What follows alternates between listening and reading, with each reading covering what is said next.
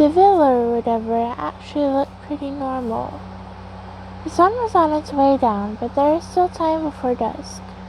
As sunlight fell upon the manor, I almost thought that it was shining. After all, I'd never dreamed that I'd ever set foot on something like a villa. The building enshrined atop a vertical cliff didn't appear any different from what you'd expect from a manor constructed as a rich person's summer getaway, though it didn't appear to be based on an old castle from Europe. It wasn't a brick-colored house entwined in vines, it didn't have any strange towers attached, and it didn't seem to conceal any funny gimmicks like the ones you'd find in a ninja house. As expected, Haruhi had a look on her face like someone served onion rings, and after expecting pork chops, as she gazed at the villa manor according to Haruhi in the distance. This isn't quite what I was expecting, but I believe that the appearance is a critical element. I wonder if the architect referred to older documents in the process. I stood next to Haruhi on the deck as I took in the scenery. I'd been dragged out of the cabin by her. What do you think about that, Kyon? The building looks surprisingly normal for something on a remote island. Don't you find that a waste? I sure do. Why do you need to build a villa in this place? It's an hour-long round trip by private cruiser just to go to the convenience store. Where do you go if you're feeling hungry in the middle of the night? And I doubt there are any vending machines around. I'm talking about the atmosphere. I've been convinced that the place would be more eerie looking. This is what I'd expect from a quiet tourist destination. We aren't here to have fun at a rich friend's summer's home. I brushed away the strands of Haruhi's hair that were blowing in the wind and prickling my face. That's right. This is supposed to be a summer camp. What kinds of activities do you have planned? Are we going to pretend to be adventurers? Simulate what would happen if we were stranded on a deserted island? Ah, that's a good idea. I'll add island exploration to the agenda. Maybe we can discover a new species. Not good. I just said something to make Haruhi's eyes shine brighter. Please don't let anything unneeded show up island. I directed that thought into the direction of the island, covered in green. It appears that the islands in this area were formed long ago, when underwater volcanoes erupted, Koizumi said as he slowly walked out. New species aside, there is a possibility that we may discover sharks of earthenware left by ancient tribes, or traces left by Proto-Japanese during their voyage across the sea. Isn't it romantic? I don't see any connection between the romance of archaeology and this newly built villa, but I definitely don't want to go around looking for Tsuchinoko or digging holes. We can split into two groups. Haruhi and Koizumi can explore the island, while Asahi and Nagato and I play on the beach. Nice idea. Oh, I see somebody else over there. Haruhi pointed to a small wharf that I would expect to have been newly constructed. Apparently, the harbor was specifically meant for the cruiser, as there were no other boats in sight. And meant for the cruiser, a simple figure stood at the edge of the breakwater-like structure and waved to us. It appeared to be a man. Haruhi reflexively waved back. Koizumi, is that man the master of the manor? He looks awfully young. Koizumi was also waving. No, that isn't him. He's also an invited guest, the younger brother of the owner of the manor. I've met him once before. Koizumi, I interjected, tell us these things earlier. This is the first time I've heard about any other guests. I've just found out about him now. Koizumi casually shrugged me off. There's no need to worry. He's a very nice person. Of course, the same can be said of the owner of the house, Keiichi Tamaru. I'd heard that this Keiichi Tamaru was crazy enough to build a villa in this remote place of a summer residence. He was a distant relative of Koizumi's, like his mother's cousin or something along those lines. I'm not really sure, but he is a jackpot in biotechnology, and now living a very comfortable life. He probably had more money than he knew how to spend, or else I wouldn't be able to understand why he built up in the spring. The cruiser slowed down as it approached the harbor. We were close enough for me to make out features of the man standing on the dock. He was dressed in youthful attire and looked to be in about his 20s. This was Keiichi Tamaru's younger brother, apparently. Arakawa was the butler and Sonomori was the maid. The head of the star, the master of our matter, Keiichi Tamaru. Was it safe to assume that we'd covered all the citizens who would be showing up? All the characters who would be showing up? Thinking back, I'd spent hours on shaking boats today, which was why I felt like the ground was shaking right now. Once we disembarked from the cruiser and stepped onto the firm land, the young man greeted us with a cheerful smile. Hey, Itsuki, it's been a long time. Indeed, Yutaka, thank you for coming with me. Koizumi nodded before introducing us. These are the people who look after me in school. Not that I remember everything looking after him. Koizumi began working down the line, pointing to each of us one by one. This lovely young lady is Haruhi Suzumiya, a rare friend. She always acts in an open, natural manner, something I would love to learn to do. What kind of introduction is that? I can feel sweat dripping down my back. You too, Haruhi. Come on. Why are you pretending to act all refined and polite? Did your brain get jumbled around from being seasick? However, Haruhi smiled a blindingly bright smile. I am Suzumiya. Koizumi is an invaluable member of my brigade. Student association. Koizumi was the one who invited us to the mainland. He always serves as a reliable deputy vice president. Koizumi ignored the frosty look I was sending him and continued with his introductions. This is Mikuru Hasahina. As you can see, she's an underclassman who is considered the lovely and beautiful idol of our school. Her smile could bring world peace to fruition. There's one. This is Yuki Nagato. She's a veritable goldmine of information that cannot be found in our textbooks. She is soft-spoken, but that could be considered as one of her enduring qualities. And there was another profile that set my teeth on edge. Naturally, I was also given introductions riddled with embellished compliments like something you'd find in a personal ad, but I'll skip over that part. Yutaka flashed a brilliant smile befitting a relative of Koizumi's. Welcome, I'm Yutaka Taimaru. I've been hired to help out at my brother's company. I've heard so much about you, all from Itsuki. I wasn't worried when he suddenly had to call, but I'm glad he made such wonderful friends. Everybody, Arakawa's melodiously gruff voice came from behind. I turned to find the butler carrying a fairly large burden, Sake at his side.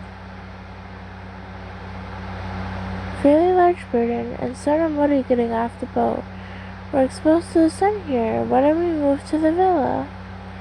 Yutaka nodded in agreement to Arakawa's suggestion. You have a point. My brother's also waiting. Let's take the luggage with us. I'll help us out. We should be fine. Please assist Arakawa and Mori. It appears that they brought a large amount of groceries on the main island. Yutaka returned Koizumi's smile with a smile of his own. That gives me something to look forward to. And once the harmless chit-chat was over with, we followed Koizumi toward the villa on the cliff. Looking back, this is when I started having a funny feeling about things, as though they weren't going to stay 2020. To reach the villa, we climbed our way up a staircase resembling one leading up to the 8th station at Mount Fuji. My condolences to Haruhi, but this place was definitely a villa and not a mansion or manor. The white structure was 3 stories high, yet it felt flat, probably because it took up a ridiculous amount of space. Or we could see your empty comedy room, sir. You probably could have housed 2 whole soccer teams in this place. A portion of thick foliage had been cleared off to build the walls. But how had they managed to ship us all the necessary construction equipment and materials here?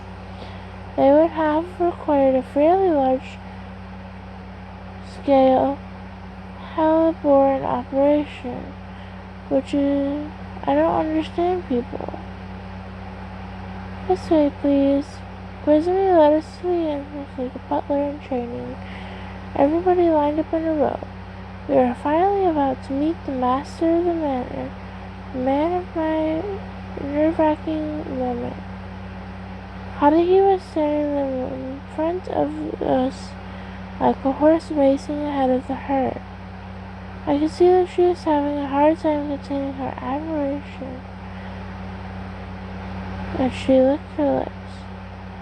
Asahina was fussing over her hair in an adorable fashion so she would make a good first impression. Nagato, as usual, stood completely still without any visible signs of sweating, like one of those lucky cat statues. Quizzme looked back at us before smiling thinly and coolly pressing the button on the intercom next to the door. Someone answered and Quizzme responded with a greeting. After we waited about half a minute, the door slowly opened. Needless to say, the man standing in front of us wasn't wearing an iron mask or a ski mask with sunglasses, and he didn't want to suddenly attack us or yell obscure gibberish at us to confuse us. He was just a normal-looking middle-aged man. Welcome. The man who was supposed to be Keiichi Tamaru was allegedly a self-made millionaire, but he looked to be a normal old guy in a golf shirt and cargo pants as he beckoned us over with one hand. We've been waiting for you, Itsuki, and your friends as well. Quite frankly, this is a terribly boring place. You'll be sick of it by the 3rd day. The only other person who accepted my invitation was Yutaka. Oh. Keiichi's gaze glided past me to reach Asahina, Haruhi, and Nagato in that order. Well, you have some lovely friends, Itsuki, I see. They're just as beautiful as I've heard. They'll add some color to this dreary island. That's just splendid. Haruhi smiled, Asahina bowed, and Nagato stood still. The 3 of them had been reacting in different ways as they looked at Keiichi, offering them a warm tone, offering them a warm welcome, the way you would look at a music teacher showing up for history class.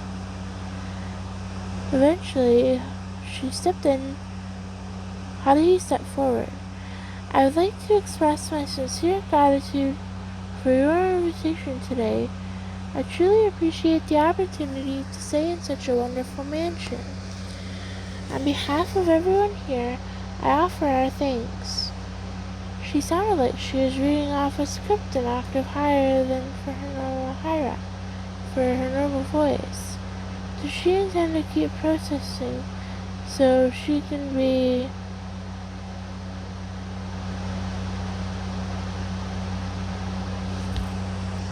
a nice girl for the rest of the trip? She should drop that flimsy act before she lets her true nature slip. Keiichi Tamaru apparently agreed. Are you Suzumiya? My, you sure are different from what I've heard. According to Itsuki, you were, what was it again, Itsuki? Everyone's attention suddenly moved on to Quizzme, who responded without any sign of losing his composure. A frank person, I believe. That's what I remember telling you. We'll go with that, then. Yes, I heard what you were. Most of a frank girl. Oh, really? How do you promptly drop the invisible good girl ink? Then she flashed that brilliant smile that she rarely showed outside of the clubroom. Nice to meet you, big guy. Moving right thing there. How about that foot? Have any strange incidents happened in this mansion? And do the locals have a special name for the island or any ominous legends about the place? I happen to be interested in that kind of stuff. Don't reveal your eccentric taste to somebody you're meeting for the first time. And yeah, you shouldn't be telling the owner of the house that you want something bad to happen. What if he turns us away? However, Keiichi Tamada merely laughed generously. I happen to share your interests, but nothing has happened yet since the building was only completed a few days ago. I don't know anything about the history of the island, though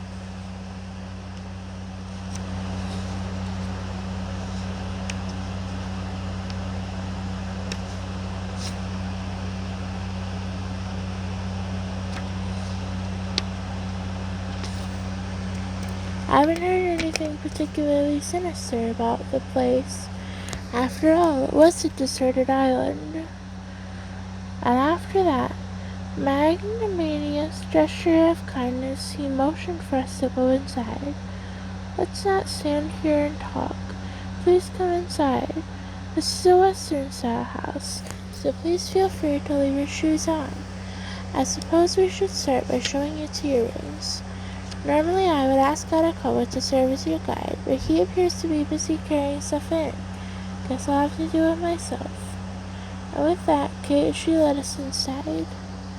Well, I'd like to provide a diagram of the interior of the villa which showed room assignments, but I learned that I had taken no talent for my drawing back in my early years of grade school, so I'll refrain.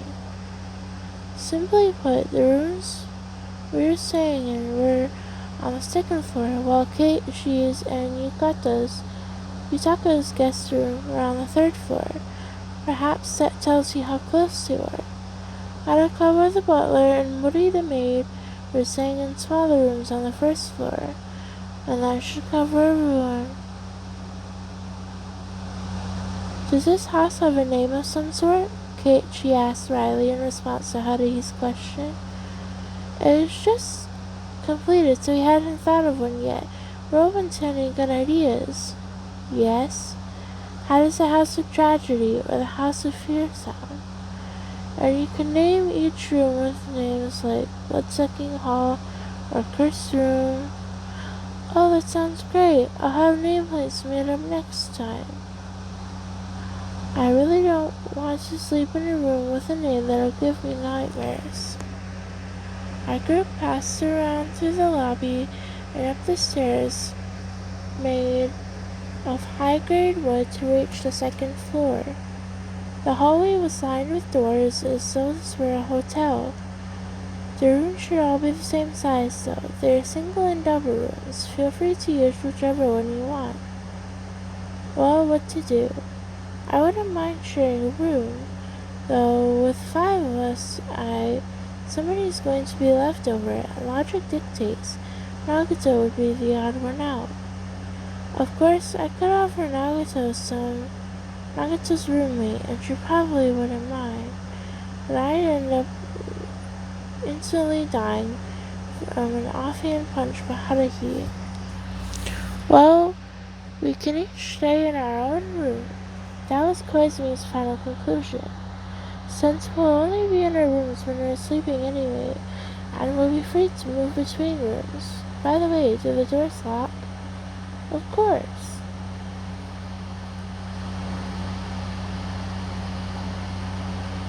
Keiichi Tamada smiled as he nodded.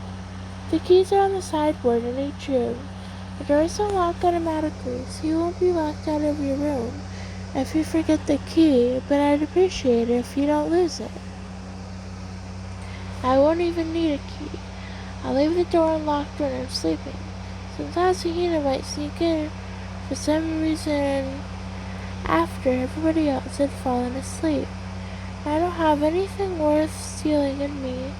Nobody's going to commit theft in a situation with such a short suspect list.